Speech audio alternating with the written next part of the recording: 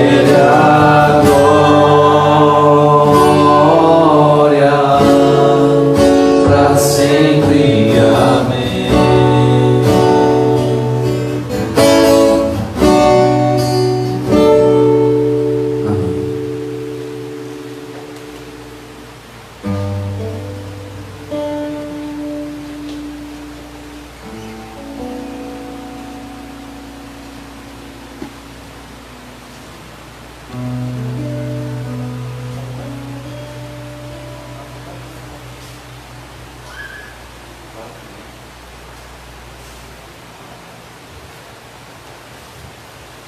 Senhor, irmãos, Amém. que Deus esteja nos abençoando nessa manhã, e que nós possamos ler a palavra do Senhor que fica lá em 2 Pedro, capítulo 1, versículo 19, versículo 21, que diz o seguinte: temos assim, tanto mais confirmada a palavra profética, e fazeis bem em atendê-la, como a uma candeia que brilha em lugar tenebroso, até que o dia clareie e a estrela da alva nasça em vossos corações. Sabendo primeiramente isto, que nenhuma profecia da Escritura provém de particular elucidação, porque nunca jamais qualquer profecia foi dada por vontade humana. Entretanto, homens santos falaram da parte de Deus, movido pelo Espírito Santo. Então, que nós possamos orar ao Senhor, agradecer pela nossa vida, agradecer por tudo. Tudo tem o seu propósito. Nada sai do propósito das mãos de Deus, nem da ideia de Deus, nem da sua autoridade. Senhor, nós louvamos o Teu nome, nós bendizemos o Teu Espírito, Senhor, porque sabemos que o Senhor é poderoso para fazer tudo aquilo que está em Teu coração. Nós louvamos o Teu nome pela Tua palavra, louvamos o Teu nome por Jesus Cristo, aquele que nasceu, que morreu, mas ressuscitou dentre os mortos. Nós louvamos o Teu nome porque o Senhor é a nossa paz. O Senhor é o nosso porto seguro, a nossa muralha, aquele que nos dá segurança em tempo de tormenta, em tempo de tempestades. O Senhor é conosco. Nós engrandecemos o Teu nome, nós bendizemos o Teu Espírito, tudo aquilo que o Senhor faz e fará na nossa vida e em nossos corações. Nós te agradecemos, Senhor, por tudo que o Senhor tem feito durante essa semana nas nossas vidas. Tudo aquilo que o Senhor irá falar, irá fazer durante essa semana, início de semana na nossa vida, durante esse dia, na nossa vida e na vida de cada um dos irmãos. Nós te louvamos no nome de Jesus. Nós te engrandecemos na beleza da Tua santidade, sabendo que o Senhor é bom, que o Senhor é maravilhoso, que o Senhor é bondoso, que o Senhor é aquele que zela por nós. Por isso nós te louvamos e te agradecemos por tudo, Senhor. Em nome de Jesus. Amém. Deixa eu ver.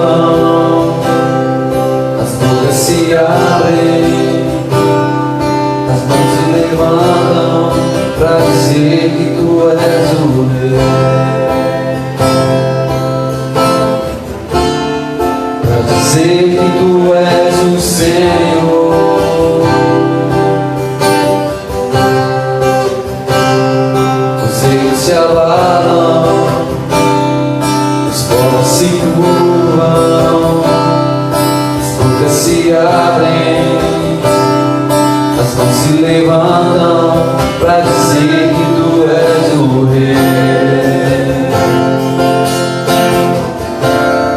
pra dizer que tu és o Senhor, pra dizer que tu és o Rei, pra dizer que tu és o Senhor. Teu reino é sempre eterno, firmado em misericórdia, justiça e igualdade, bondade e fidelidade. A tua igreja te adora, a tua igreja te adora.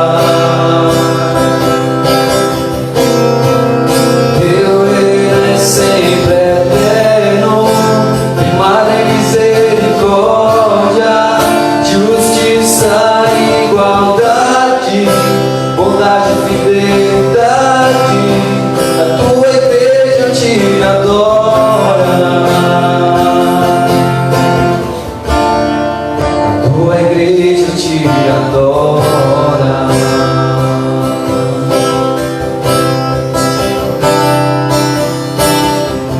Te adora, Senhor, te bendizemos.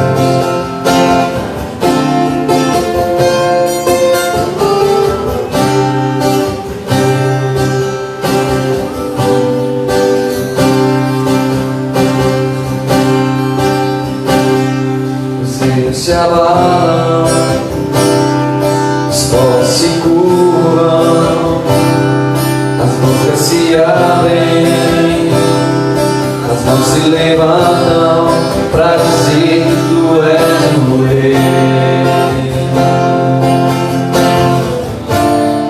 pra dizer que tu és o Senhor.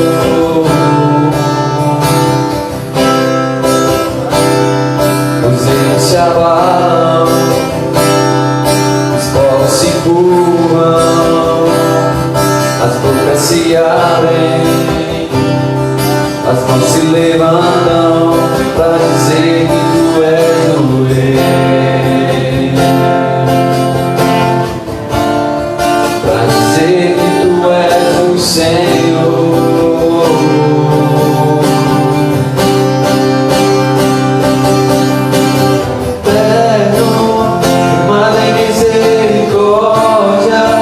Justiça e igualdade, bondade e fidelidade. A tua igreja te adora, a tua igreja te adora. Teu reino é sempre eterno, firmado em misericórdia, justiça e igualdade, bondade e fidelidade. A tua igreja te adora, a tua igreja te adora. Teu reino é sempre eterno, firmado em misericórdia, justiça e igualdade, bondade e fidelidade. A tua igreja te adora, a tua igreja te adora.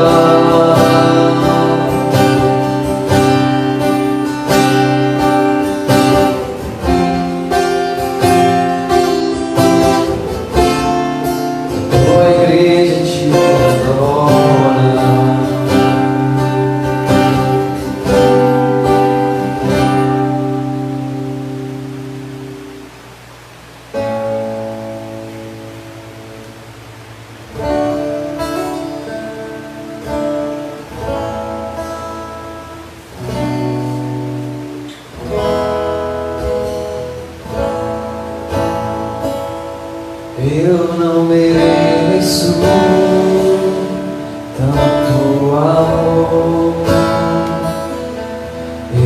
sou digno do seu perdão. A dor que passou meu rei e o meu Senhor, sempre eu adorarei com amor.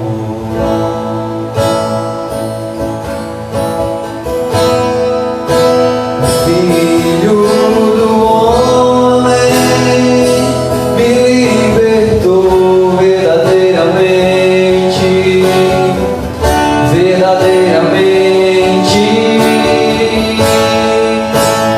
Posso erguer minhas mãos aos céus, levantar a minha voz e adorar, levantar a minha voz e exaltar, levantar a minha voz só pra dizer: livre eu sou.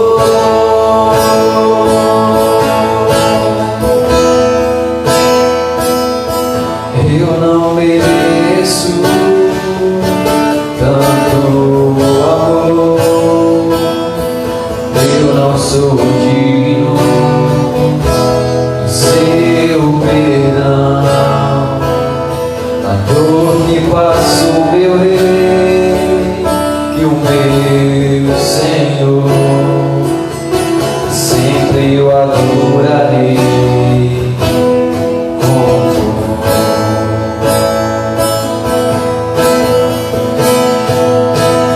Filho do homem, me libertou verdadeiramente, verdadeiramente.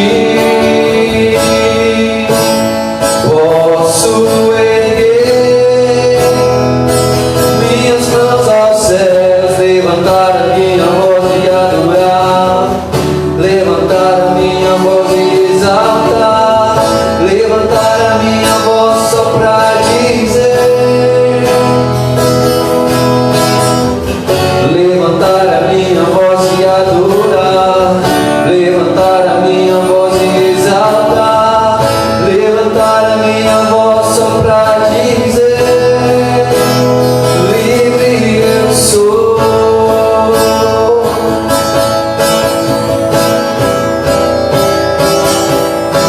Pra te adorar, pra te adorar, pra te adorar, pra te adorar, eu sou livre, sou livre.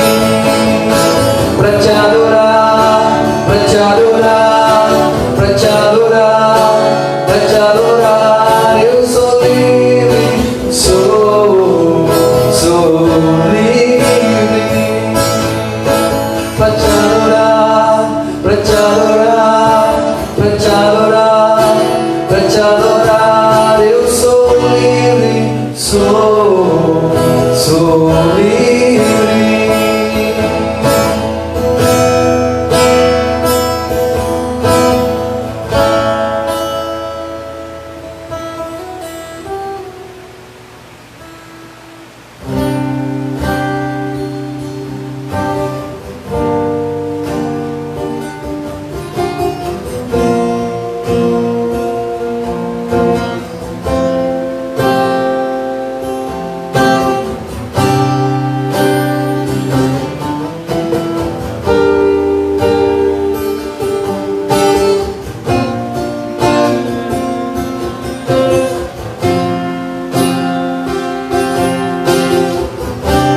Diga ao cordeiro que foi morto, santo, santo ele é.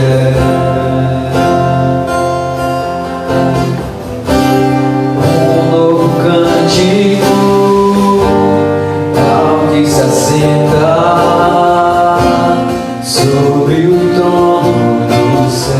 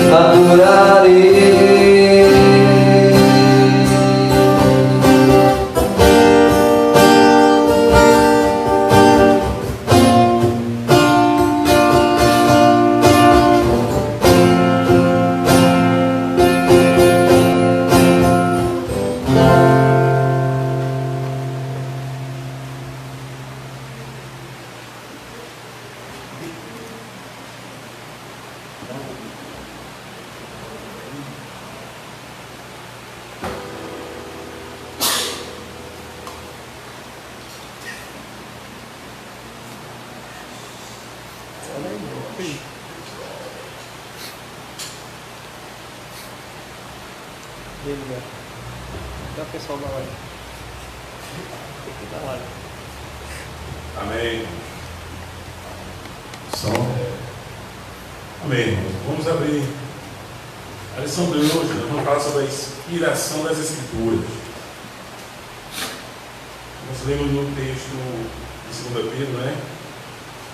Nós iremos ler novamente.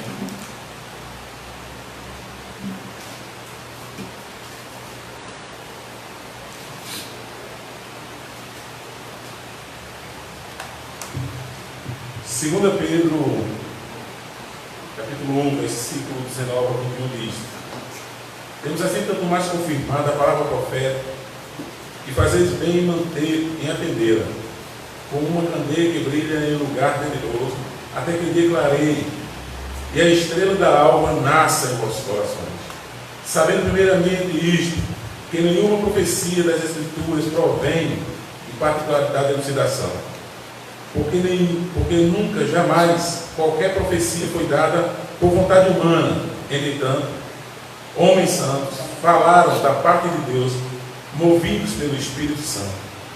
Lá em Timóteo, 2 Timóteo 3,16 diz: toda a Escritura é inspirada por Deus, útil para o ensino, para a repreensão, para a correção e para a educação na justiça.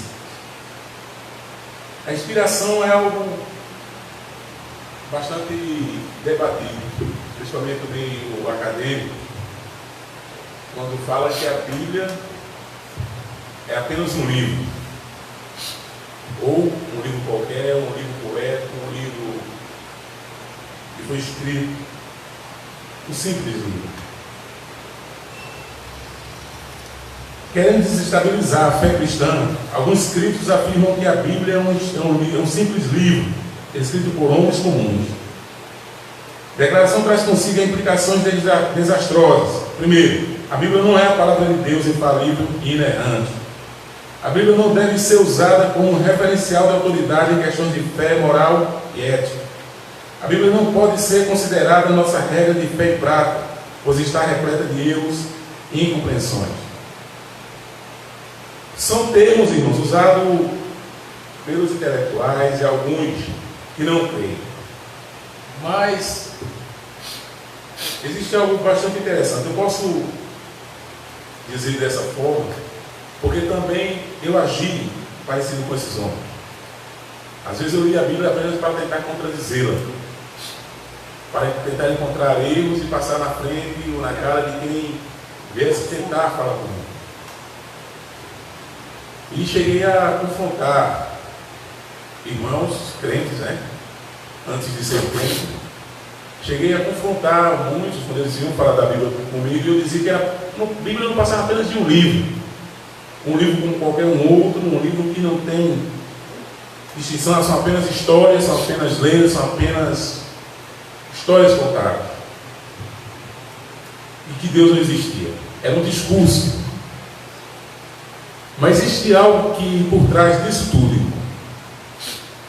Primeiro, porque a Bíblia é o único livro que fala a verdade.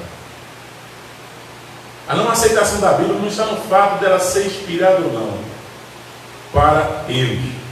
Está no fato porque a Bíblia é o único livro que confronta o homem, que confronta o seu pecado, que mostra quem ele é e onde ele veio. É o único. Não é um livro que ameniza, que passa a mão simplesmente na cabeça do homem, nos seus erros.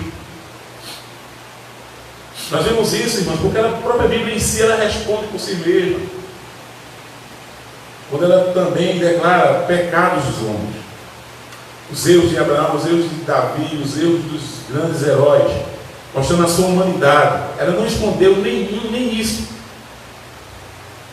Mas, como digo, é um livro que confronta o homem. É um livro que confronta o ser humano. E o homem em si, si, nós, pecadores, muitas vezes nós não gostamos de sermos confrontados pela verdade e com a verdade. Porque como o próprio livro de João diz, ou como o livro de Deus também diz, nós diante dele estamos como nus. E que nós, por sermos trevas, a tendência nossa é corrermos da luz, é tentarmos esconder ou esconder aquilo que nós tentamos, o que nós fazemos. Ou tentamos encontrar pontos na Bíblia que defendam, que apoiem nossos erros. Quando isso não é encontrado, aí sim vem-se a rebelião dizer que não é apenas um livro qualquer, é um livro que é simples, são simples histórias, é um livro que não tem inspiração alguma. E vem essas teorias. Porque o homem não gosta de ser confrontado. O homem não aceita a confrontação. Não aceita estar errado. Não aceita e não enxerga. Não quer enxergar os seus próprios erros. Por isso tão difícil a aceitação da Bíblia. Por isso tão difícil a existência de Deus para esses homens. Porque aceitar e reconhecer a inspiração das Escrituras é dizer: é verdade. É verdade que eu sou pecador. É verdade que eu feri a Deus, feri a sua lei moral, tudo. Eu afrontei, eu confrontei. E nenhum homem quer isso. E nós veremos também que por conta disso o homem também muitas vezes se esconde por trás da própria religião, para assim abafar os seus erros. No entanto, contrariando pensamentos dos críticos, tanto Jesus quanto os autores do Novo Testamento asseguram a origem divina das Escrituras. Sendo assim, 66 livros bíblicos não são comuns porque seus autores escreveram sob inspiração divina. Mas o que é inspiração? Até que ponto Deus influenciou os homens na Escritura? Essas outras questões serão abordadas justamente nessa lição, irmãos. A primeira questão é o ponto. O que é inspiração?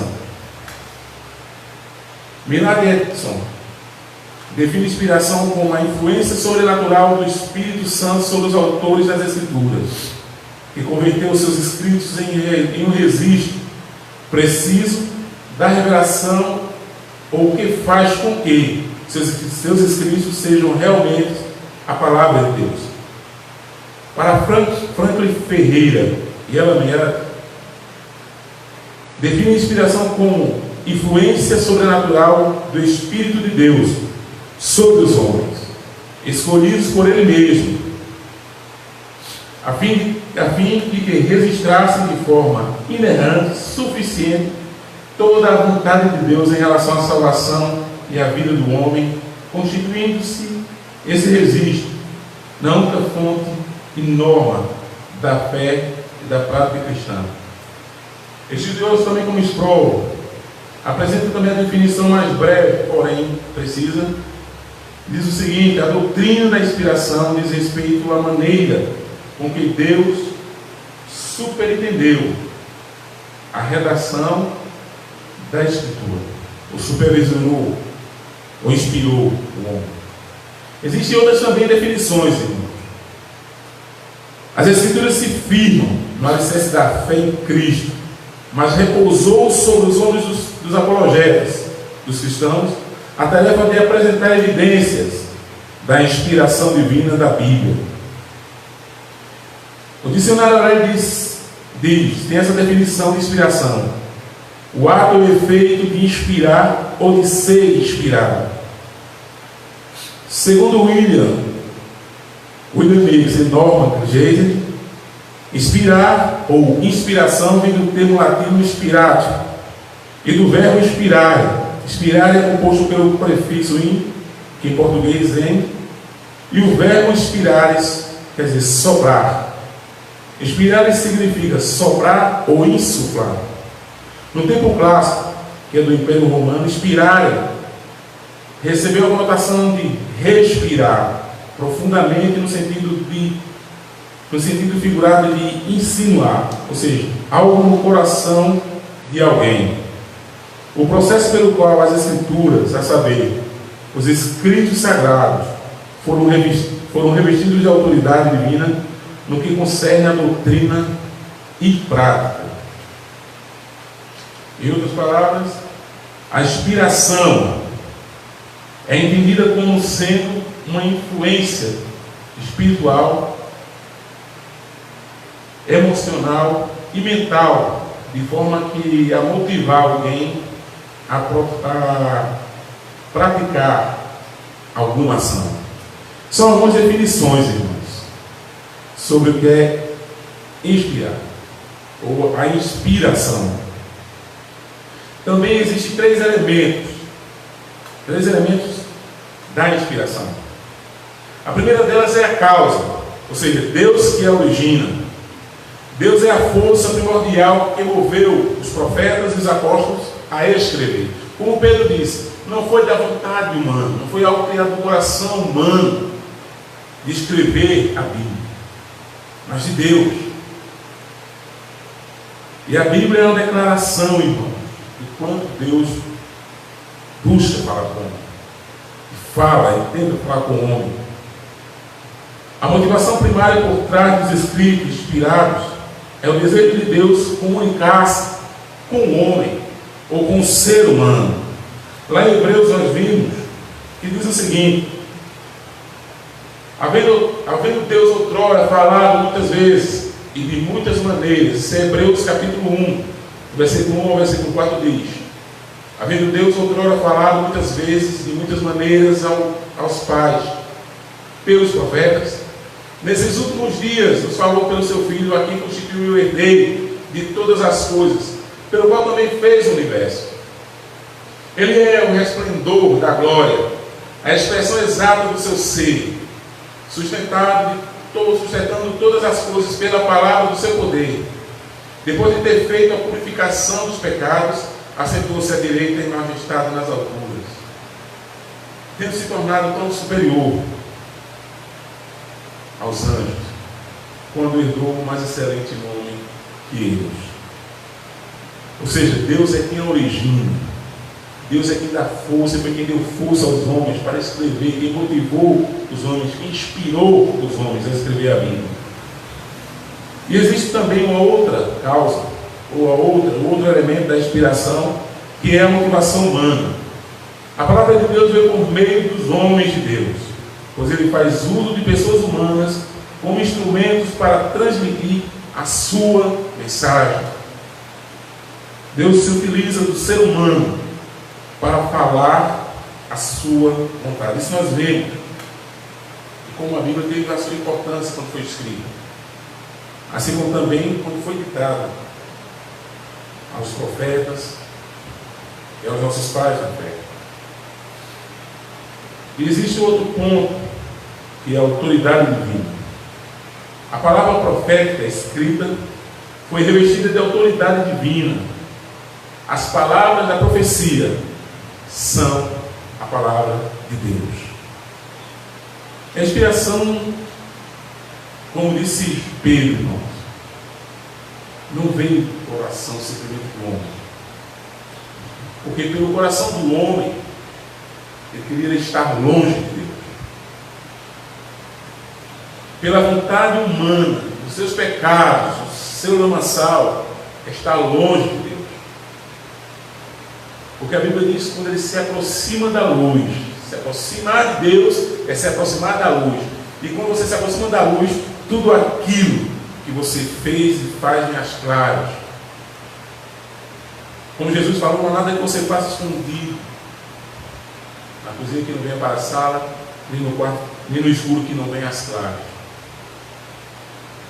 E o ser humano, ele justamente, ele não aceita a palavra de Deus como inspirada, porque ela denuncia a prática pecaminosa.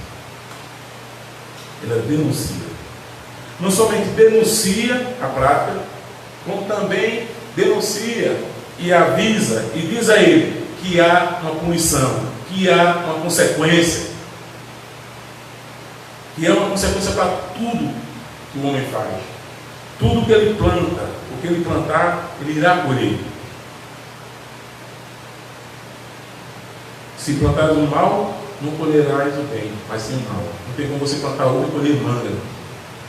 Assim Jesus também falou ao Sapó. Por isso é difícil o ser humano ele aceitar a Bíblia como uma verdade, como algo inspirado por Deus, um livro inspirado. Por conta que, como eu disse anteriormente, ela confronta ele. Porque o único livro, quando o homem lê, ele se vê no espelho. Ele vê quem ele é. Ele vê a sua natureza. Como dizia Charles Friedrich, ele dizia o seguinte, que entre a multidão, o homem é hipócrita. Mas quando está sozinho, ele fala a verdade consigo mesmo. Ele só consegue falar a verdade consigo mesmo quando está só. Mas quando está nas multidões, vem a hipocrisia. E a Bíblia, irmão, ela é justamente isso que o homem não quer. O confronto. Confrontar o adultério, confrontar o pecado. Por isso é difícil as pessoas aceitarem como palavra de Deus. Porque palavra inspirada por Deus, para muitos, é aquilo que fala que o meu coração quer ouvir, não aquilo que eu preciso ouvir. Aquilo que eu necessito ouvir. A verdade, que muitas vezes dói, mas cura. Abre a ferida, rasga a ferida, trata a ferida, e mexer na ferida, irmãos, dói. Mexer no pecado, dói. E a Bíblia ela faz isso, é o único livro que confronta, que faz isso de forma perfeita. Perfeita.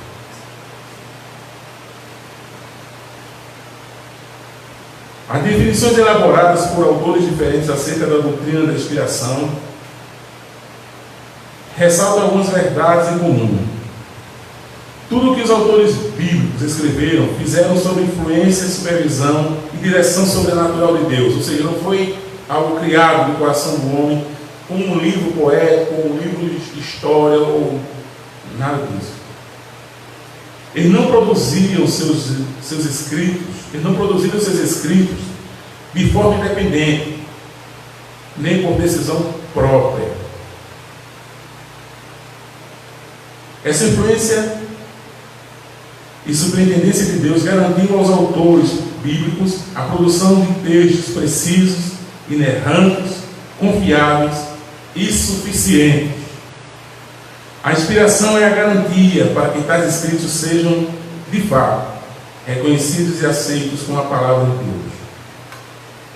A inspiração está diretamente relacionada à transmissão e à redação ou ao registro escritos da verdade de Deus revelada. Outra coisa, irmãos, relacionada à não aceitação, existe também algo que a Bíblia diz. O que é carnal, o que é espiritual, o homem carnal não entende. Até que Deus retire a escama dos seus olhos, até que Deus o revele, o homem prefere ficar preso ao seu pecado, aos seus erros. E reconhecer a Bíblia como inspiração divina é dizer, eu estou errado. É dizer que estou no caminho errado. E o homem pecador não quer isso. O homem pecador quer andar com a verdade e seus erros de mãos dadas. A Bíblia não aceita isso. A Bíblia não revela isso. Muito pelo contrário, ela confronta. Nós vimos isso quando Davi pecou, tentou esconder e Deus confrontou. E tantos outros. A Bíblia é o único livro que nunca escondeu a natureza dos homens. A verdadeira natureza dos homens. Não é relacionado somente a nós, ao nosso tempo, mas de todos os tempos. Porque ela sempre confrontou, principalmente aos seus escritores. São poucos os homens como Davi, como Paulo e outros, que reconhecem seus erros e torna isso público. Davi, quando adulterou, diz: pequei, contudo somente pequei. Paulo diz aquilo que muitas vezes que é bom, que eu tento fazer, não consigo. Mas o que é ruim eu termino fazendo. Maldita carne que habita em mim. Eu sou injusto, eu sou pecador. Mas o homem pecador nasceu porque a hipocrisia é melhor. É difícil do outro enxergar a verdade. Já a Bíblia revela a hipocrisia do coração do homem, a demagogia do coração do homem. E é tudo que os pecadores não querem.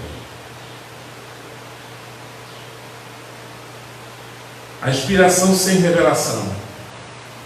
Lucas escreveu a partir de uma pesquisa histórica, minuciosa, com pessoas que foram testemunhas oculares da vida e do ministério de Jesus. Nós vemos isso lá em Lucas, capítulo 1, Lucas capítulo 1, 3.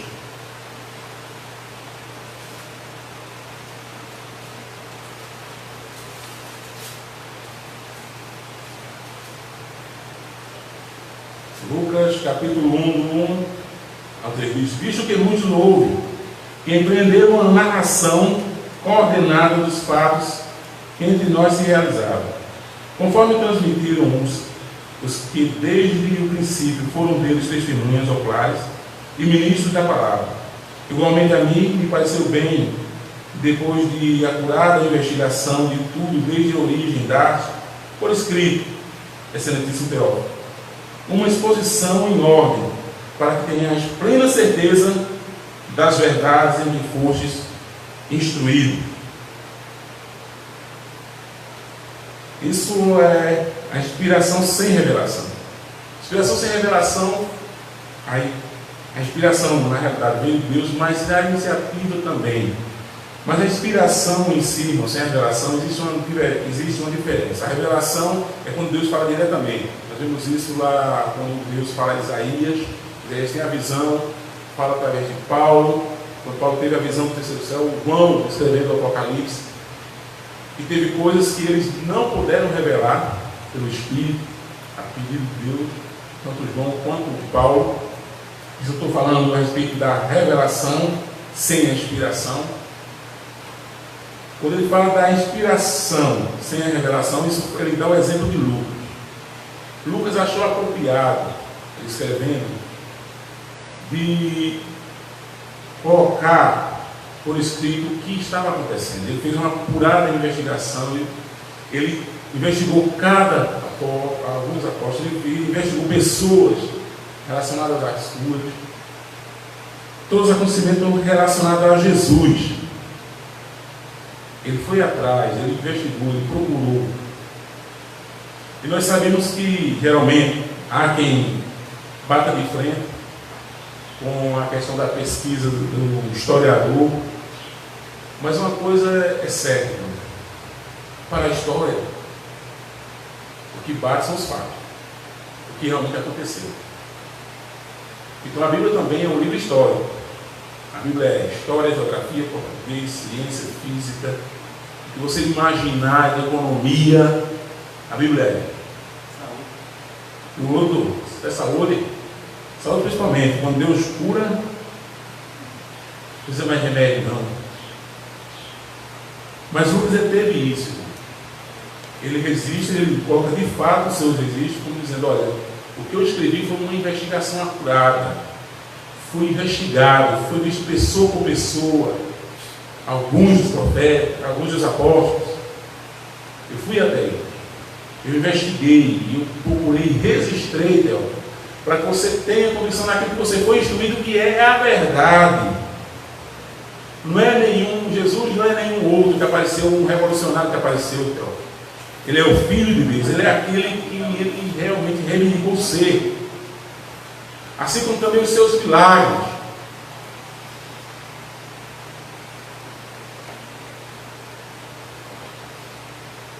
As informações que pautaram o Evangelho não foram por meio de revelação. Aí, como eu falei, foi uma questão dele escrever a respeito da influência sobre a inspiração divina.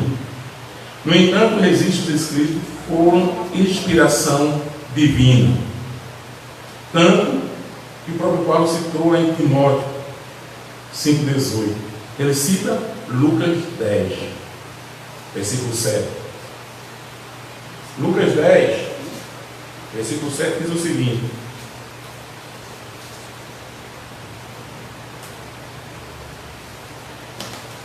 permanecer na mesma casa, comendo e bebendo do que eles tiverem, porque digno é o trabalhador do seu salário, não deixe a mudar de casa em casa. Para a afirmação dos escritos de Lucas como inspirados e vistos também pelo Cânon, lá em Timóteo,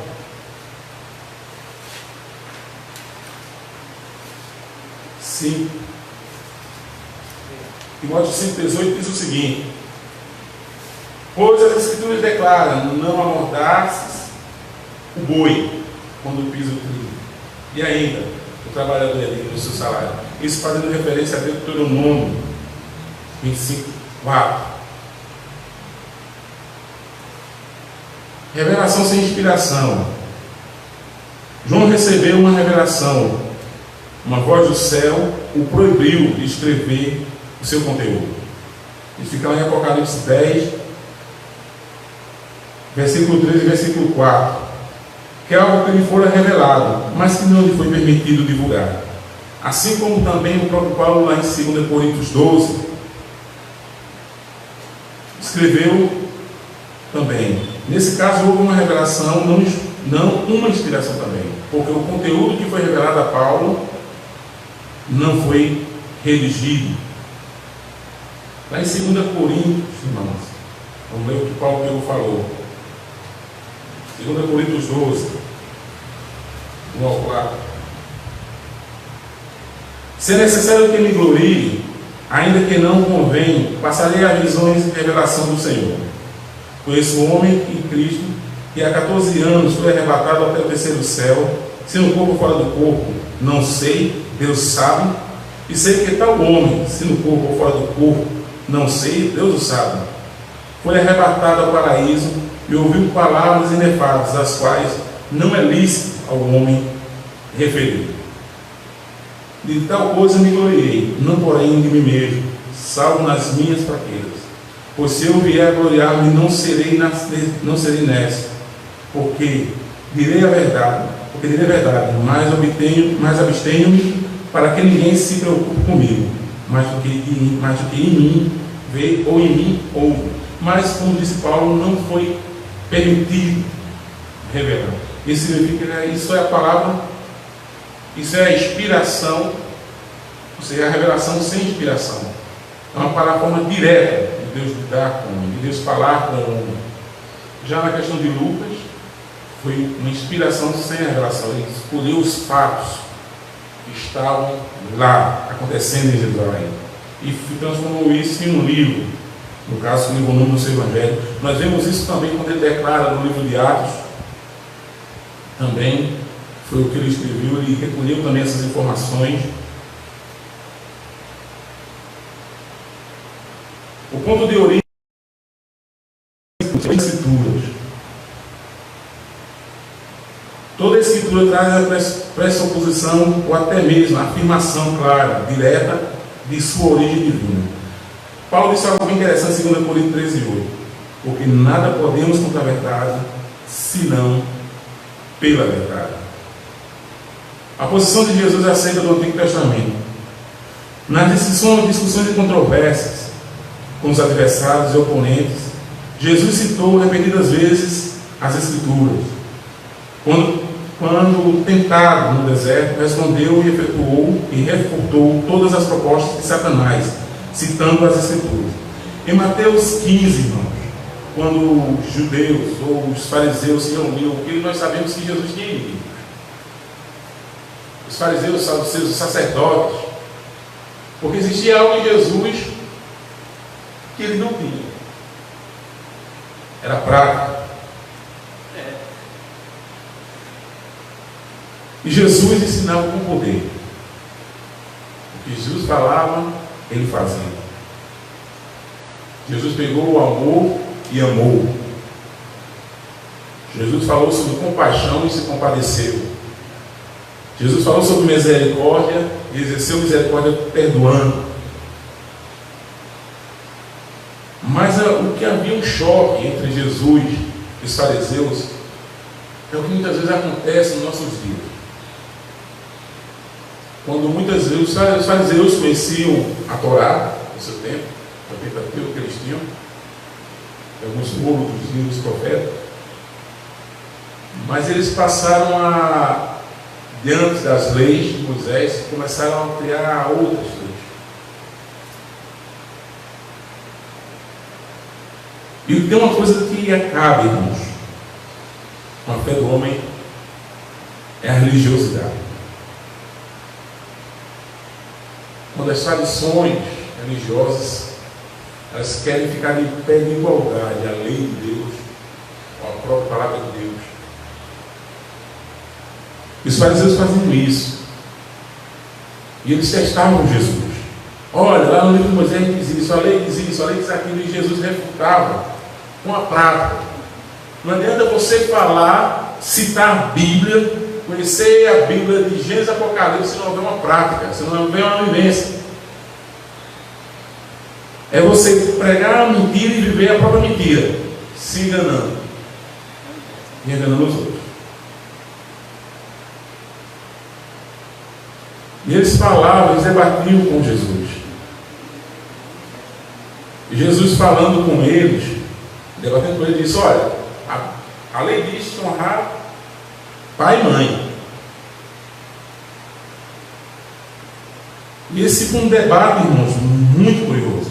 Lá em Mateus 15, eu gostaria de ler para os irmãos.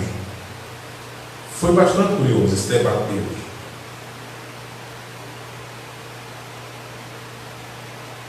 Mateus 15, do 1 ao 9, diz o seguinte: então vieram a Jerusalém a Jesus alguns fariseus e escribas e perguntaram: por que transgridem seus discípulos a tradição dos anciãos? Por que não lavam as mãos quando comem? Ele, porém, respondeu: por que transgridis vós também os mandamentos de Deus por causa da vossa tradição? Vocês recriminam meus discípulos por não lavarem simplesmente a mão, um ritual que vocês criaram. Por quando estavam com os pagãos, ou quando faziam os negócios, era um ritual todo de uma forma, irmãos, que se você fizesse negócio em uma cadeia, um banco desse, ele lavava, para livrar, para desinfectar. Não é nem do coronavírus, era da impureza dos homens, ou seja, dos pagãos. Aí Jesus responde a pergunta fazendo outra, irmãos. Vocês recriminam os meus discípulos não lavarem as mãos, que é uma forma cerimônica que vocês criaram. Vocês fizeram com cerimônia algo tão simples, um ritual, simplesmente higiênica. Porém, ele respondeu: por que transgredis vós também os mandamentos por causa da vossa tradição? Porque Deus ordenou: honrai pai e mãe, e quem maltratar seu pai e sua mãe seja punido de morte. Mas vós dizeis: se alguém disser a seu pai ou sua mãe, é oferta ao Senhor aquilo que poderias aproveitar de mim, esse jamais honrará o seu pai e a sua mãe, e assim invalidaste a palavra de Deus por causa das vossas tradições. Hipócritas, bem profetizou Isaías a seu respeito, dizendo: este povo me honra com lábios, mas o seu coração está longe de mim. E vão me adoram e ensinam doutrinas que não são preceitos, que são preceitos de homens e não de Deus. A tradição, irmãos, religiosa, a religiosidade é um problema terrível. As cerimônias de lavar a mão, de não poder, porque é impuro, as tradições judias. Aí Jesus responde e pergunta a eles: mas vocês transgridem a lei, que é pior. A Bíblia diz em honrar pai e mãe, porque naquele tempo existia o fato seguinte, irmãos: para que o filho não, depois que os pais criavam, bonitinho, bem cuidado, cheirosinho, o filho, quando eles estavam velhos, o filho não queria cuidar. Para não cuidar, dizer que não tinha condições de cuidar, ele pegava os seus bens, doava no templo, e dizia que os bens dele pertenciam ao templo. Quando seus pais morriam, ele ia até o templo, conversava com o sacerdote e dizia: olha, é o seguinte, eu quero meus bens de volta. Aí vocês sabem que e aí chegaria-se um acordo, uma parte de vocês, outra parte é minha. Aí Jesus diz: vocês transgridem a lei, vocês não ensinam a verdade. Como é que o filho tem que honrar o pai e a mãe e vocês sentem coloio? Para bem próprio e para o bem de si mesmo. Aí vocês, é aquela velha coisa que Jesus diz muitas vezes: na nossa religiosidade não passa um mosquito na garganta, mas passa um camelo, um elefante, um hipopótamo, passa tudo. Mas o mosquito mas se passar um mosquito é um problema geral. E nós vivemos aí nesse tempo, irmãos, principalmente nas tradições humanas, religiosas, querendo que suas ideias, querendo que aquilo, que rituais, ou não toque nisso, não toque naquilo, seja mais do que a própria palavra de Deus. Mas acima da palavra de Deus, no que você tem que vestir, no que comer.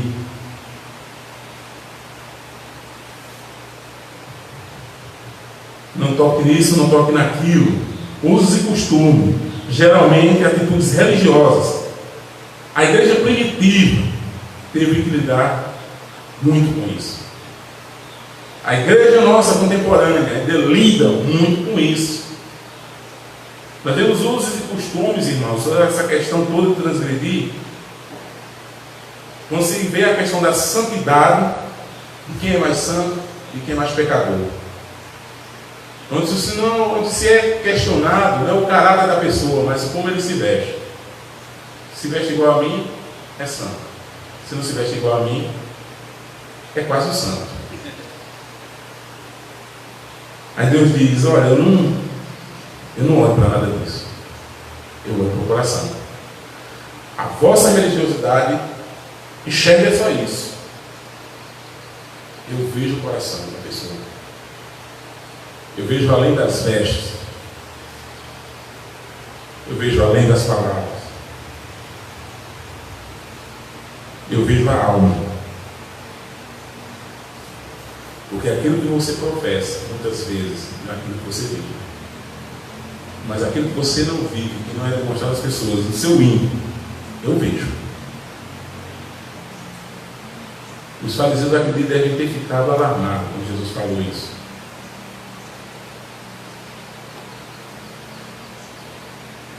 É tão importante o ritual, a sua religiosidade, mais do que a própria lei. Os meus discípulos esperem apenas uma tradição. Vocês esperem a lei de Deus.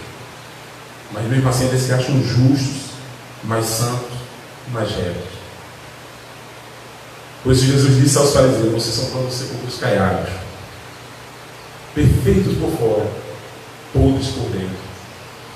Porque na visão de vocês é mais aceitável passar o lamaçal do elefante, o elefante melado de lama ou hipopótamo. Mas se vier um mosquito, aí é briga, aí é julgamento, aí é acusação, e aí é condenação. Não suportais um elefante, mas aceitam suporta um elefante, mas não suporta um mosquito. Usos e costumes, no nosso tempo, a tradição havia sido colocada ao pé de igualdade com a própria lei. Eles viviam testando Jesus. Nos nossos dias, mesmo com o avanço das denominações, às vezes o pensamento, os usos e costumes têm tido muito mais valia, muitas vezes, mais do que a própria palavra de Deus.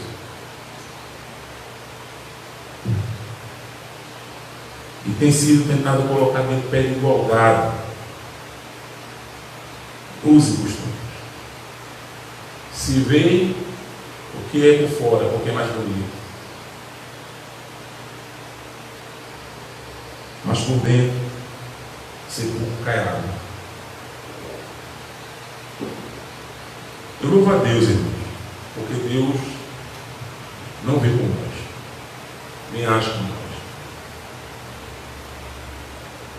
nem pensa como nós. Muito pelo contrário. Mesmo nós sendo cristãos, conhecendo a verdade, Deus nos confronta dia a dia a nós sermos melhores.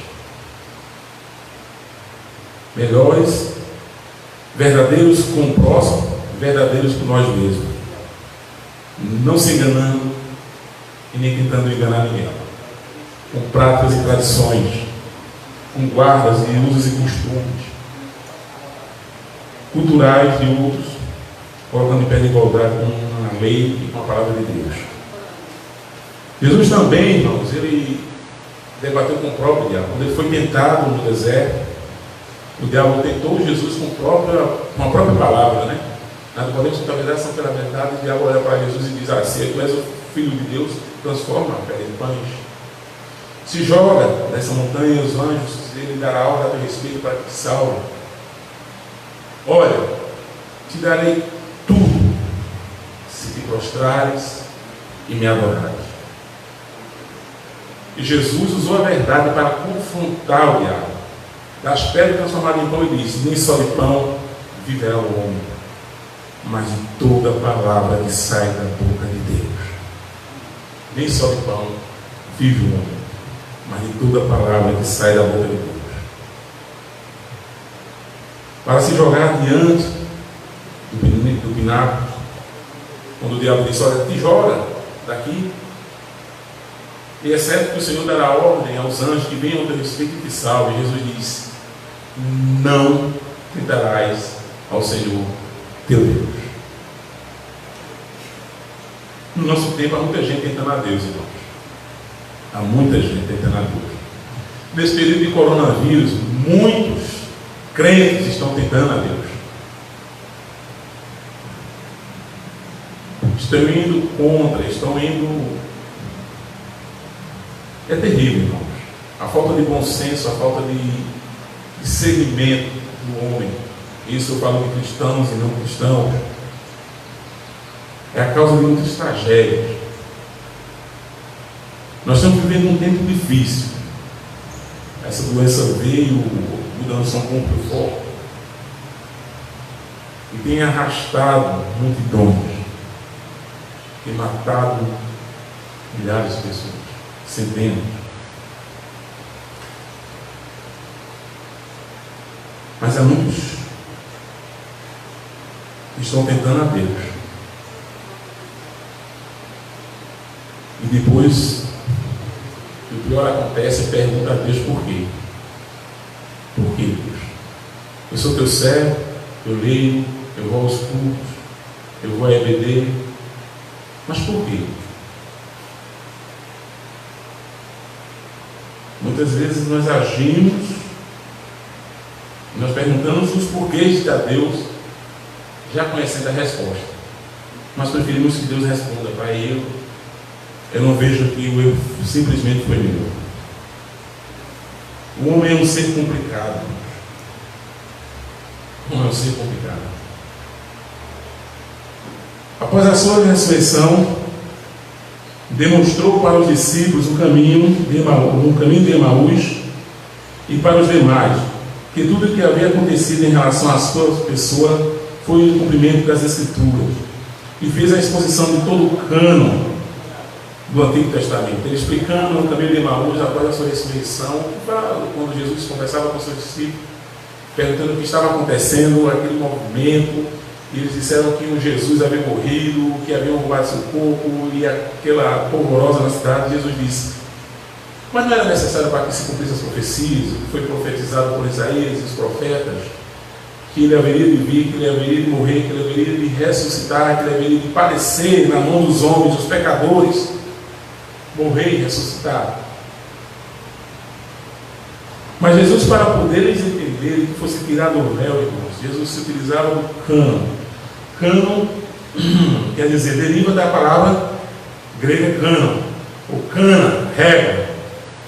Cânon, que a Bíblia fala, Jesus Jesus passou por todo o cano do Antigo Testamento, por todos os livros do Antigo Testamento. É uma palavra derivada do grego cano, que quer dizer cana ou régua, que por sua vez se origina no hebraico cané, palavra do Antigo Testamento que significa vara ou cana de medir. Nós vimos isso lá em Ezequiel 40, versículo 3. Que ele também usou esse próprio cano para falar, ou seja, a respeito do cumprimento, irmão, tanto da sua vinda, como também que ele veio para cumprir a lei e não revogá-la. Os saduceus batiam de frente com ele, batiam diretamente relacionado à lei de Moisés e as leis de Deus. E Jesus dizia: olha, eu não vim revogar a lei, eu não vim para cá trazer uma outra lei, eu não vim para cá bater de frente com vocês para discutir sobre leis. O meu propósito aqui foi para cumprir, para que vocês vejam que tudo será consumado. Eu não vim revogar, eu vim sim cumprir. Cumprir o que os profetas disseram, cumprir o que foi dito desde Gênesis, desde a criação do homem, aquele que viria e que esmagaria a cabeça da serpente, a serpente feriria seu calcanhar. Eu vim para cá para cumprir, não para revogar.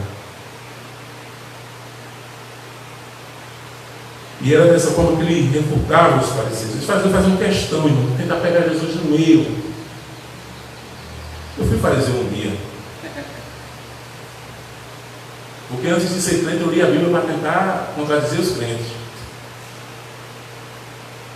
Eu agi como fariseu. Eu retrucava, eu falava, eu lembro que o irmão, era teu irmão da Assembleia, tentava me evangelizar no caminho da escola, e eu rebatia ele, usando o próprio Novo Testamento. Eu só conheci o Novo Testamento, que foi me entregue pelos Gideões. E eu li o Novo Testamento todinho, só para refutar, só para encontrar erros, só para combater.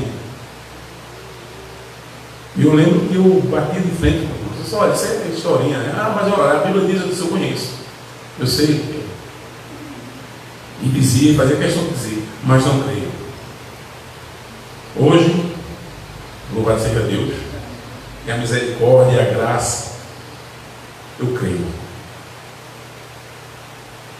Eu já não uso para confrontar ou para denegrir, mas para edificar. Deus tem os seus propósitos, irmãos. E graças a Deus, seu propósito chegou até mim. Perdido, miserável, sarcástico, se achava um dono da verdade para ir contra a própria verdade, e pela própria verdade ele é a rasteira santa, e louvado seja Deus, estou aqui.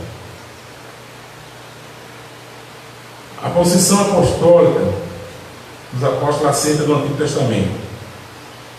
2 Pedro 1, do 20 ao 21, nós lemos no início.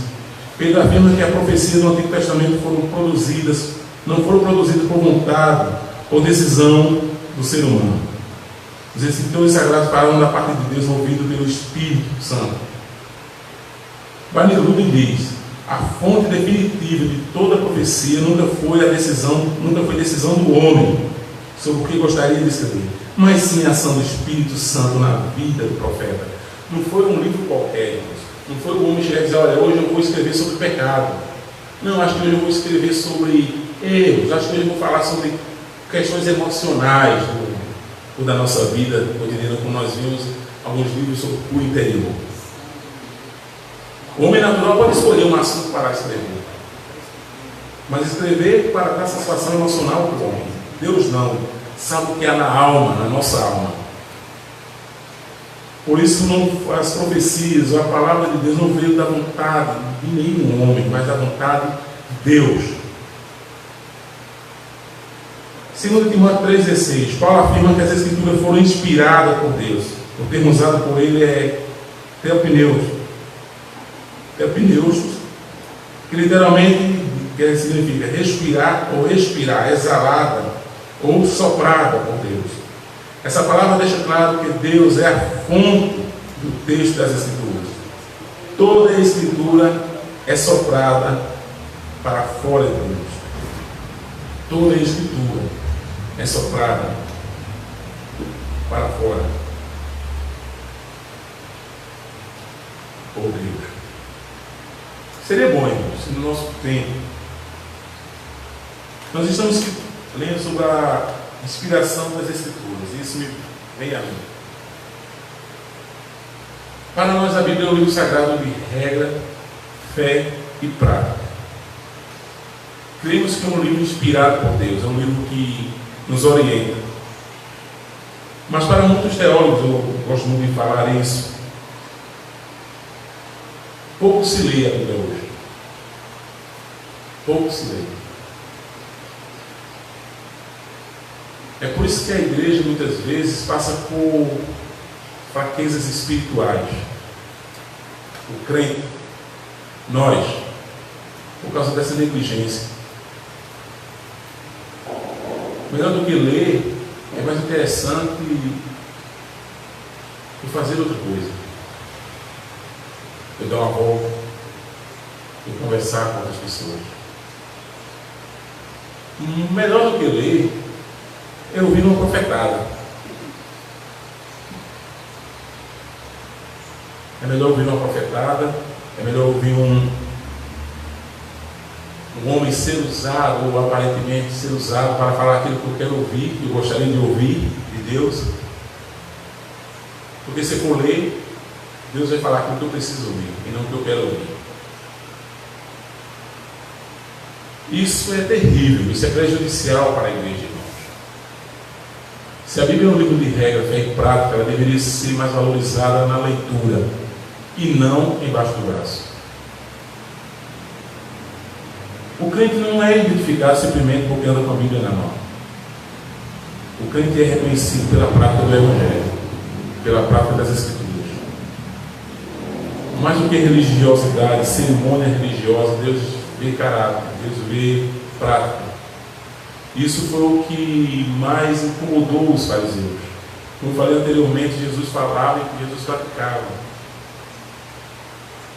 Jesus lia, Jesus fazia. Os fariseus liam muitas vezes e não faziam. Muitas vezes acrescentavam, onde tinha ponto, colocava vírgula, onde tinha vírgula, acrescentava ponto, para que assim satisfazer as suas religiosidades e o coração do povo. Por isso eles eram repreendidos diretamente e confrontados por Jesus.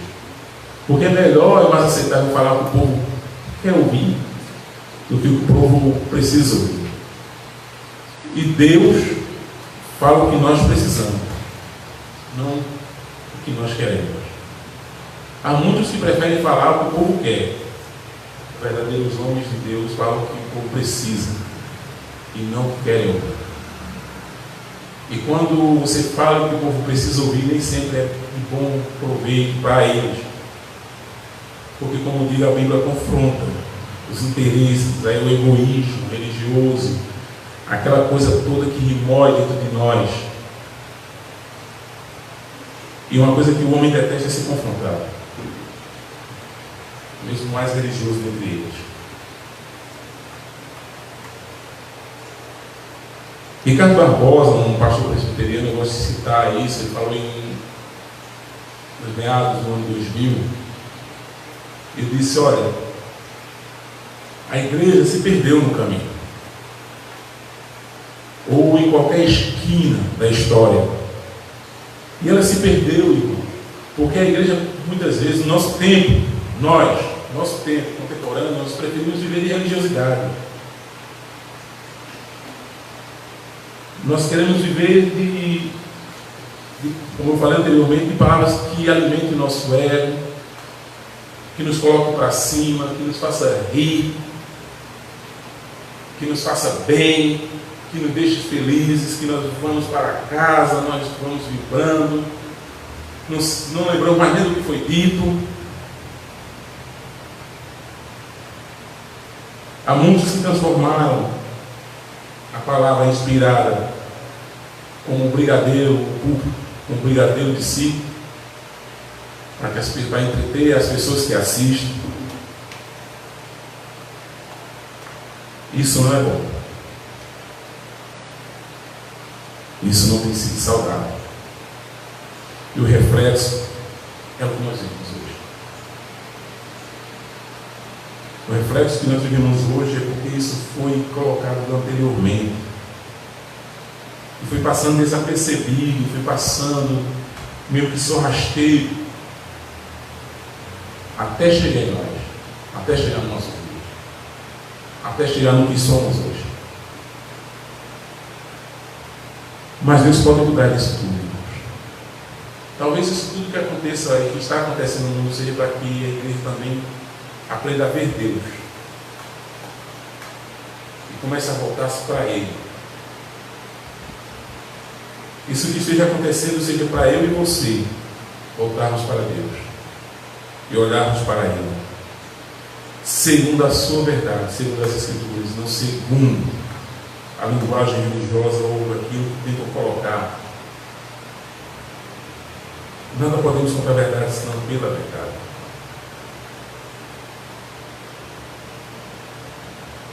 Ao citar o Salmo 69, 25 e o 109, 8, Pedro entende que as palavras de Davi têm autoridade, porque Deus falou pela boca dele.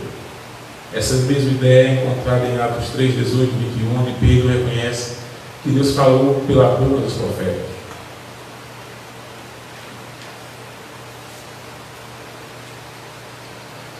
Mateus 1, 22 cita Isaías 14, 7, ou 7, 14,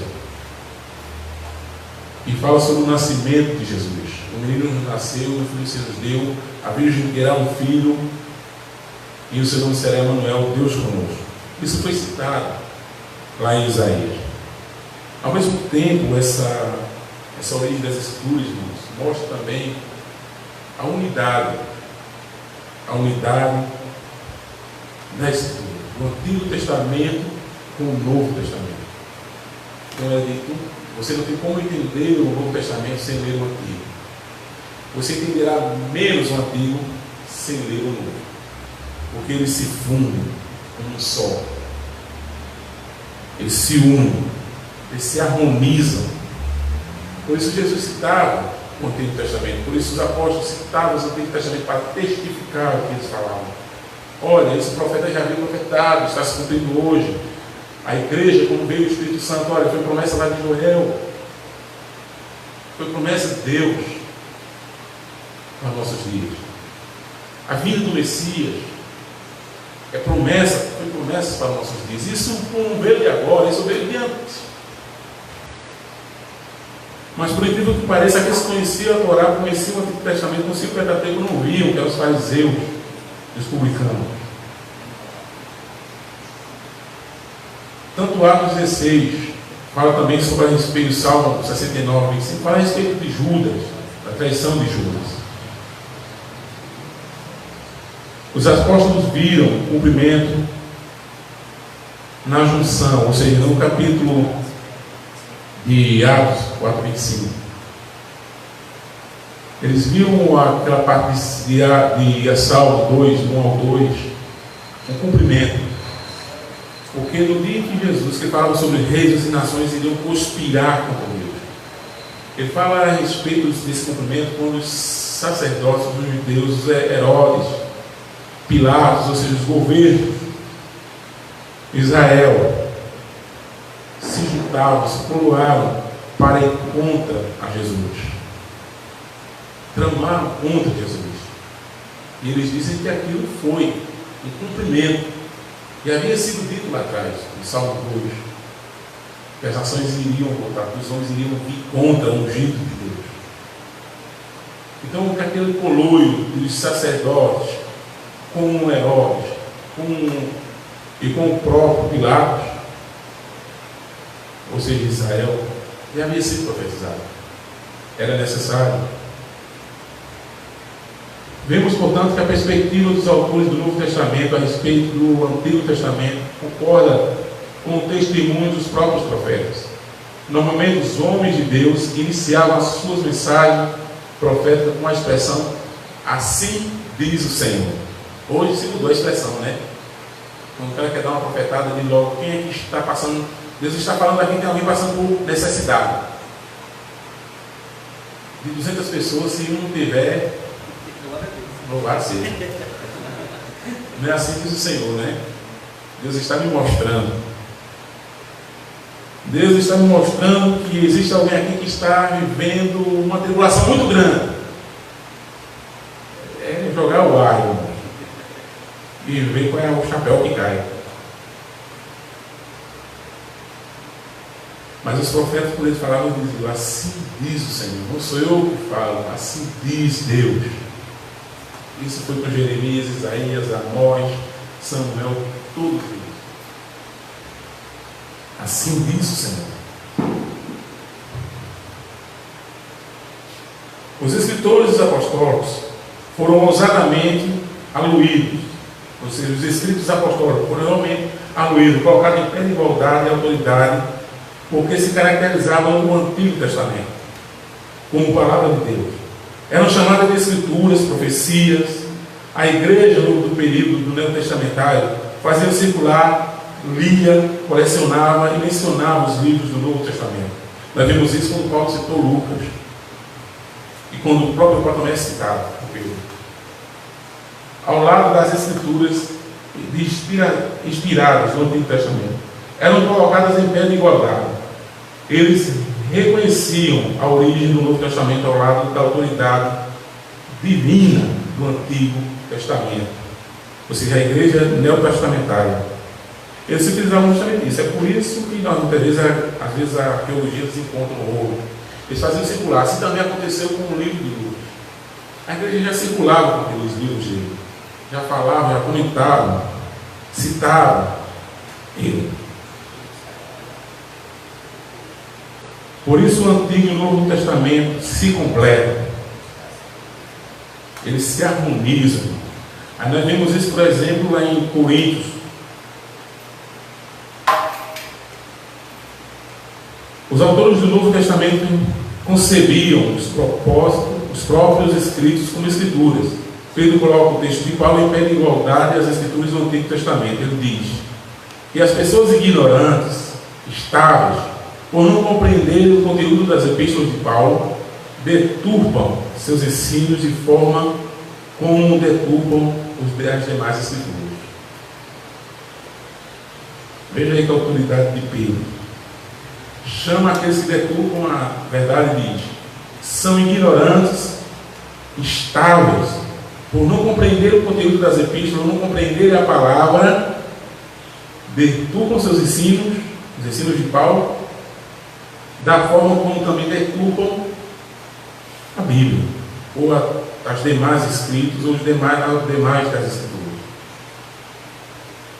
Paulo também cita Lucas 10, 7, ao lado de Deuteronômio 25, que foi aquele texto que nós lemos, chamando igualmente ambas as passagens das escrituras. Isso mostra que já na época apostólica, o reconhecimento que o Evangelho de Lucas tinha a mesma autoridade que as escrituras hebraicas, ou seja, em pé de igualdade os escritos do livro de Lucas, o seu Evangelho. O Evangelho de Lucas já era lido e circulava no meio das igrejas lá. Paulo disse aos crentes, ou seja, disse que os crentes da igreja de Corinto deveriam reconhecer como um mandamento, ou seja, o que ele dizia, o que ele acabara de escrever acerca da necessidade e ordens do culto. Temos aqui um indício dos escritores do Novo Testamento. Paulo fala a respeito lá em Corinto, quando ouviu aquela discussão sobre os dons espirituais. Os coríntios, alguns queriam ser mais do que os outros, era profecia, outros eram profecia, outros eram os milagres. Mas Paulo terminou dizendo que eles vissem aquela exortação que ele estava dando a neles como algo vindo de Deus e como um mandamento. E ao mesmo tempo esse texto de 1 Coríntios 14, 7, fala, quando ele dá o exemplo da flauta, dos acordes, como eles se unindo, sai o som. Ele diz: assim como se é tocado numa sinfônica, tudo perfeito e harmonizado, é o Evangelho do Antigo e do Novo Testamento. Se harmonizam entre si. E como eu falei em 1 Coríntios 14, 36 ao 37, que é justamente o texto que está escrito, fala justamente sobre isso. Ninguém é maior nem menor demais dentro do reino de Deus. Quem fala em línguas, quem profetiza, a Bíblia diz que é para a edificação da igreja. E quando a gente pega o texto e tenta deturpar o ensino, aí Pedro diz bem claro: são pessoas ignorantes, estáveis. E era o que estavam tentando fazer com os escritos de Paulo. A Bíblia diz algo, mas o homem em si sempre tem que pegar um ponto, ou isolar um texto, e tentar fazer disso uma doutrina, uma verdade para ele, mesmo contradizendo toda uma verdade e outras verdades, mas é o que eu entendo, é o que eu estou vendo, é o que eu estou entendendo, é isso mesmo. E aí onde existe o risco. E por conta disso, essa coisa humana de homem, veio várias denominações. Mas a Bíblia não se contradiz, ela é harmônica entre si. Teorias acerca da inspiração. Há várias teorias, irmãos. Eu vi aqui só duas, acredito que as mais importantes, mas são 5 a 4, se não existirem outras. A respeito da teoria da inspiração. Existe a teoria verbal, nós iremos ver os dois ontem. A inspiração verbal é a crença de que cada palavra, letra da Bíblia, também são inspiradas. Sendo assim, a influência do Espírito Santo sobre os autores humanos foi além da direção dos pensamentos ou das ideias. Durante o processo de redação dos escritos, Deus escolheu e soprou a palavra que desejava que fizesse parte da Bíblia. A ação do Espírito Santo foi tão intensa que cada palavra é a palavra exata desejada por Deus para expressar a mensagem. Em Mateus 5,18, Jesus ressaltou que não há uma palavra supérflua da lei. Sproul diz o seguinte: a igreja tem acreditado que a inspiração da Bíblia foi verbal. São teorias, irmãos, que existe quem apoia, quem concorda e quem discorda. Alguns que discordam dizem o seguinte: segundo essa teoria, Deus inspirou apenas as palavras aos escritores, não deixando lugar para o gênero literário ou estilo do escritor. Segundo a ideia dessa teoria, fazemos dos escritores seres maquinários, destituídos de particularidades, ou seja, de ações, de emoções, sem atitudes particulares. Aí ele já cita as escrituras, mas nas escrituras vemos diferenças de estilos particulares dos escritores, dos autores, em suas terminologias, tais como estilos, culturas, entre outras coisas. Isso eu pesquisei na FABI, ou seja, no Centro Educacional de Teologia. Como eu falei, são teorias. Teorias que concordam e discordam. Particularmente, acredito que existe um pouco de cada. Não de todas, mas de algumas delas. Como a própria Bíblia diz, o Deus se utiliza do homem. Mas para se alcançar os homens, foi-se necessário escrever segundo a sua cultura. Jesus, falando as verdades, ele se utilizava dos meios do cotidiano de cada povo, do seu povo, cada cultura, do lavrador, a quem era rico, a quem era de nível médio. Ele se utilizava, porque falava a linguagem comum. E isso chamava a atenção das pessoas para Jesus. Por isso que alguns dos soldados diziam: olha, há algo diferente nele, porque ele fala com poder, ele fala com uma autoridade. Nós entendemos o que ele fala. Nós entendemos. É diferente quando nós falamos coisas que ninguém entende. A gente fica voando. Uma outra teoria é a teoria do ditado. A teoria do ditado, de acordo com essa teoria, os autores das Escrituras apenas receberam o ditado, assim como uma secretária escreve para, palavra por palavra, uma carta ditada verbalmente. Sproul diz que a igreja tem se distanciado dessa opinião acerca da inspiração. Há nas Escrituras alguns poucos exemplos de ditado mencionados, ou seja, Apocalipse 2, do 1 ao 8 e o 12, Isaías. No entanto, Deus usou grande variedades de processos. Ele falou de muitas maneiras. Como falei, são apenas teorias. Já do outro lado, daqueles que discordam, diz o seguinte: essa teoria que alega terem sido os escritores, secretários de Deus, que registraram cada palavra recebida. Esses teólogos valem-se das passagens de Êxodo 34, 27, que disse: mas o Senhor a Moisés, ele usa os textos, aí vem um argumento contra, né? Ora, se Deus tivesse ditado todas as palavras das Escrituras ao seu, ou seja, das Escrituras, o seu vocabulário e estilo seriam semelhantes do princípio ao fim. Segundo esse teólogo, o que não acontece. Os 40 escritores da Bíblia, durante cerca de 1500 anos, revelam os estilos e vocabulários diferentes.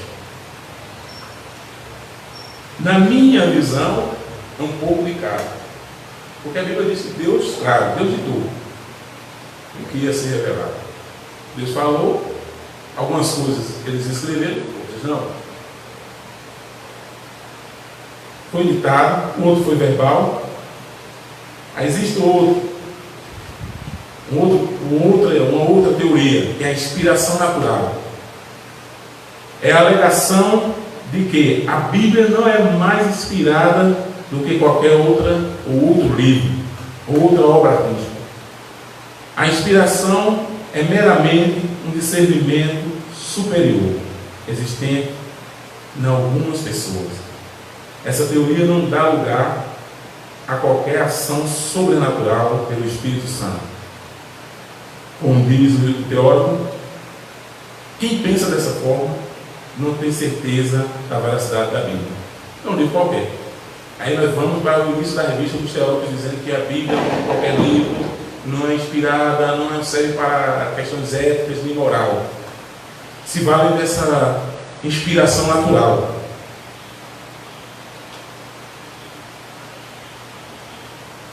Existe também a outra teoria, que é a inspiração parcial. É o reconhecimento de que há algumas partes das Escrituras que foram inspiradas e outras não. Alguns destes teólogos acreditam que as palavras proferidas por Deus ou por Jesus são mais inspiradas do que outras dos próprios escritores. Outros acham que as verdades doutrinárias são inspiradas, mas referências históricas, geográficas ou científicas estão sujeitas a ele. Ou seja, algumas partes da Bíblia são inspiradas e outras são apenas parcialmente, e o restante não são inspiradas, segundo esse teórico, que na realidade essa teoria acaba com a confiança na Bíblia, porque nos deixa sem saber no que confiar. É outra teoria errônea a respeito da inspiração das Escrituras, essa inspiração natural e a inspiração parcial. A inspiração verbal, irmãos, existe ditado, existe alguma divergência, por conta, por exemplo, alguns acreditam que se foi dessa forma puramente dita, e foi sempre, todo ele, sem Deus ter usado a questão cultural, o intelecto do homem, as emoções do homem. Então o homem seria apenas maquinários ou secretários. Em outras palavras, irmão, a Bíblia não foi escrita como um espiritismo, Chico Xavier, botou a mão aqui e vai entender. Não. Os homens estavam sãos, não foi um transe, e tiveram um transe e de repente ficaram escrevendo. Não. Eles tinham consciência também do que Deus estava falando, do que Deus inspirava eles a escrever. Eles tinham consciência. Tanto que eles não se prenderam a falar das próprias culpas, dos próprios erros. E usar como exemplo e dizer, não faça. Porque as consequências são terríveis diante de Deus. E tem a outra teoria que é a mais aceita, que é a teoria plenária ou plena. Essa teoria sugere que toda a Escritura é igualmente inspirada por Deus. Vemos isso em 2 Timóteo 3,16, que toda a Escritura é inspirada para demonstrar, educar. No ato da inspiração, o Senhor contou com o intelecto cultural, vocabulário e estilo de cada escritor. Eles foram guiados pelo Espírito Santo a escrever a mensagem certa, porém com suas características pessoais. Essa é a teoria mais aceita, porque crê na inspiração plena das Escrituras. Ela dá solução aos problemas de vocabulários, estilos diferentes de vários livros, ou seja, de vários autores e dos livros da Bíblia. Nós vemos isso, ele citou o texto de 1 Tessalonicenses. Vamos dar uma olhada para 1 Tessalonicenses.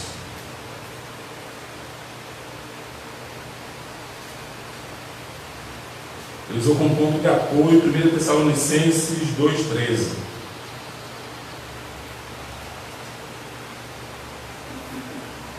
Outra razão ainda temos nós, para incessantemente dar graças a Deus, é que tendo vós recebido a palavra que de nós ouvistes, que é de Deus, acolhestes, não como palavra de homens, e sim como em verdade é a palavra de Deus, a qual com efeito está operando eficazmente em vós, os que credes. Segundo 1 Tessalonicenses 2,13, Paulo diz: outra razão ainda temos nós para incessantemente dar graças a Deus, é que tendo vós recebido a palavra de Deus, a palavra de nós, que de nós ouvistes, que é de Deus, acolheste não como palavra de homens, e sim como em verdade é a palavra de Deus, a qual com efeito está operando eficazmente em vós, os que creem, os que credes. Claramente Lucas não recebeu revelação por um ditado. Isso nós vimos que Lucas fez uma investigação a respeito da vida de Jesus Cristo e das suas obras. 1 João 1, João escreveu na qualidade de testemunha ocular. Foram testemunhas, nós vivemos, nós vimos, nós tocamos por Cristo. A teoria do cotidiano. Vejamos algumas implicações práticas do estudo desse tema teológico. A doutrina da inspiração garante a nossa fé, um fundamento firme e confiável, por toda a Escritura tem a sua origem em Deus. Toda a Escritura tem sua origem em Deus. Como eu falei, elas se harmonizam. O Novo Testamento se harmoniza com o Antigo com o Novo. Anteriormente eu disse que nós não compreenderíamos o Antigo Testamento sem ler o Novo. E nem o Novo sem ler o Antigo. Há muitas coisas que você vai ler no Novo e diz, mas por que isso aqui? Mas por que estão discutindo isso? Mas por que estão voltando, estão discutindo? Quando você vai ler no Antigo Testamento, está lá. Por quê? Da mesma forma, quando você vai ler a respeito das Escrituras, a respeito de Jesus, e você diz, mas isso se cumpriu? Chega lá no Novo Testamento, Jesus disse, assim disse o profeta. O profeta Isaías, Jeremias, é um complementando o outro, firmando, harmonizando.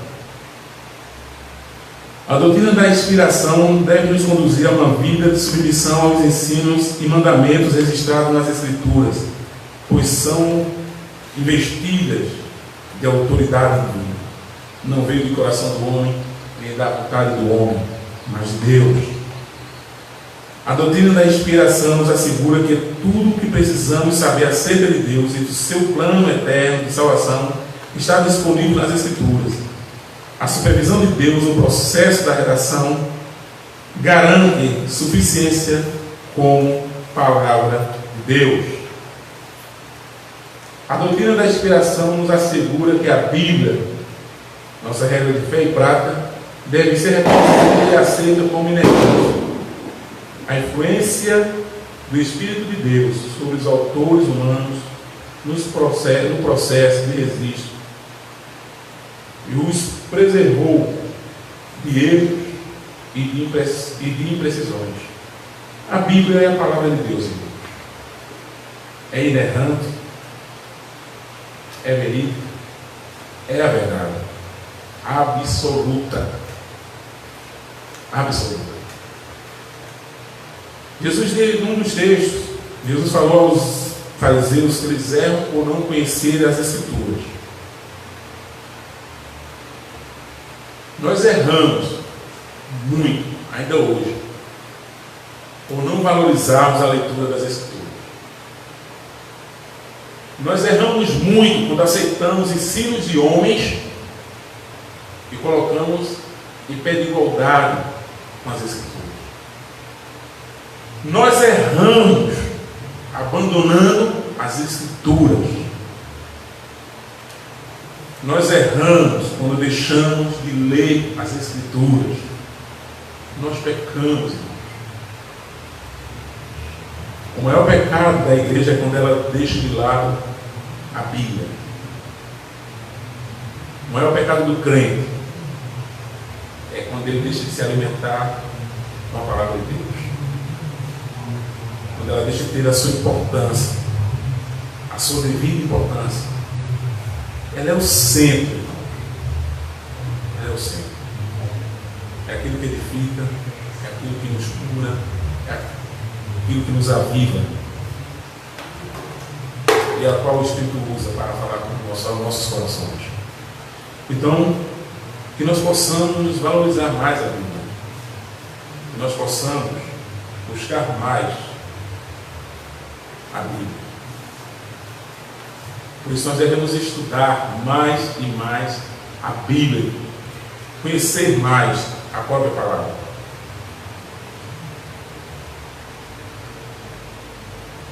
Por isso nós devemos buscar mais a verdade, estudar mais esta verdade, buscarmos conhecer mais essa verdade.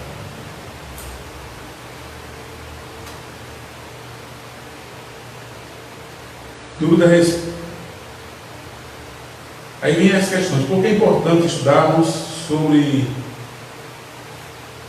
a inspiração das Escrituras? Qual a origem das Escrituras? O que é teoria?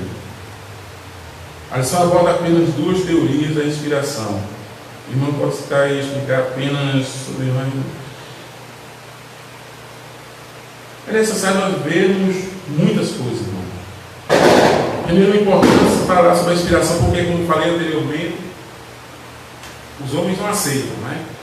Ela como inspiração, assim como um livro qualquer, não um livro, um livro de Buda, dos mormons, e não é. Como eu falei, é a palavra que confronta o homem. E a origem em si das Escrituras vem desde o Antigo. Quando o Espírito Santo inspirou os homens a escrever. Existe também um ponto, irmãos. A inspiração dessas Escrituras existe um fato também que antes a palavra era ditada. E facilmente os homens esqueciam. Facilmente os homens esqueciam. Era escrita, era mais difícil. Por isso as leis foi escrita, a própria Deus foi quem escreveu as próprias leis, começando daí. E Moisés também. E as teorias são aquilo que nós colocamos, os pensamentos. O homem lê e cada um tem diverge em seus pensamentos sobre a teoria verbal, a teoria ditada, a plena. Alguns veem como Deus falando diretamente ao homem, e aquilo o homem não teve influência alguma no que foi escrito nas teorias verbal, tanto verbal quanto ditada. E o homem apenas escutou e foi escrevendo. E aí existe um fato: se for dessa forma, então poderíamos, como eu coloquei, assemelhar a questão de botar de um transe, né? Botou a mão na cabeça e saiu o olho fechado escrevendo. E na realidade nós vemos na teoria plena, ou plenária, que Deus utilizou do todo. Deus utilizou o homem para fazer. Nós vemos isso quando o homem não escondeu a forma como Jesus pregava o Evangelho às pessoas. Diziam que ele falava de forma que a pessoa comum entendia o que estava sendo dito. Por isso, Jesus, você vai ver muita coisa quando Jesus diz, falava sobre o pescador, o lavrador, o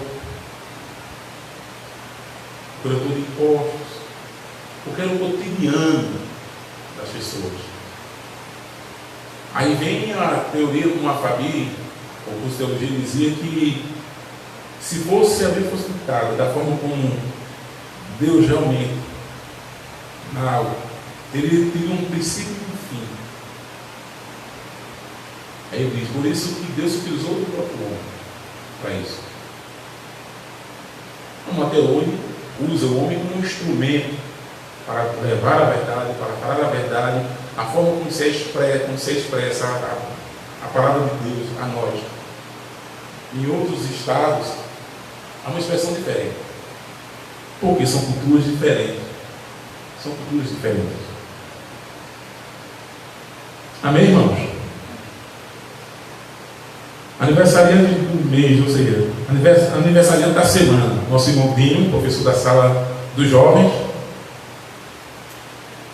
Dia 10, Miqueias. Esse Miqueias aqui eu vi no Instagram. Cara, bom. O dia foi ontem. Eita, Miqueias. E o Jonas, filho da irmã Cristina, que é irmão do obreiro cristiano. Jonas, Dinho e o Miqueias, as bênçãos. Vamos orar, irmãos. Vamos orar pelos aniversariantes. Senhor, nós te louvamos, te agradecemos por tudo que o Senhor tem feito na vida de cada um dos homens. Abençoa a vida de Dinho, abençoa a vida, Senhor, de Miqueias, abençoa a vida, Senhor, no nome de Jesus de Jonas.